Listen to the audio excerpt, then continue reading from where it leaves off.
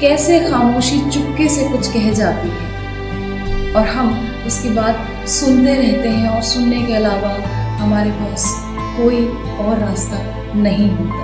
बहुत बार खामोशी अपने शब्द बहुत चुपके से हमें सुना जाती है और इसीलिए इस गज़ल का नाम भी मैंने यही रखा है कि बोलती हुई खामोशी।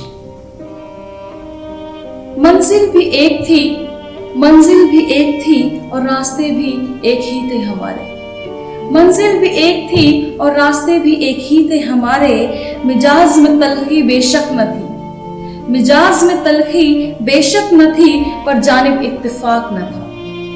मिजाज में तलखी बेशक न थी पर जानिब इत्तेफाक न था। जो वो एक तरफ चल रहा था, जो वो एक तरफ चल रहा था और मैं चल रही थी दूसरे किनारे। मंजिल भी एक थी और रास्ते भी एक ही थे हमारे। वो कुछ और जुबां बोलता था, वो कुछ और जुबां बोलता था और अल्फाज मेरे भी कुछ और ही थे। वो कुछ और जुबां बोलता था और अल्फाज मेरे भी कुछ और ही थे। पर दिल की गहराइयों तक, पर दिल की गहराइयों तक दोनों के जज्बात एक जैसे ही थे सारे। मंजिल भी एक थी और रास्ते भी एक ही थे हमारे। मोहसिन था वो राहगीरों के लिए, मोहसिन था वो राहगीरों के लिए और मैं भी खुद मुख्तियार थी। मोहसिन था वो राहगीरों के लिए और मैं भी खुद मुख्तियार थी। अना की तो निहायत ही गुंजाइश न थी, अना की तो निहायत ही गुंजाइश न थी।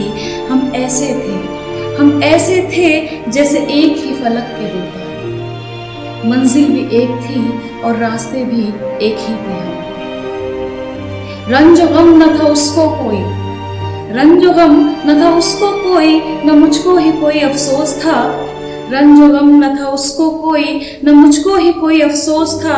बस यूं ही चल रहा था सफर ए जिंदगी, बस यूं ही चल रहा था सफर ए जिंदगी। बोलती हुई खामोशी के सहारे, बोलती हुई खामोशी के सहारे। मंजिल भी एक थी, मंजिल भी एक थी और रास्ते भी एक ही थे हमारे।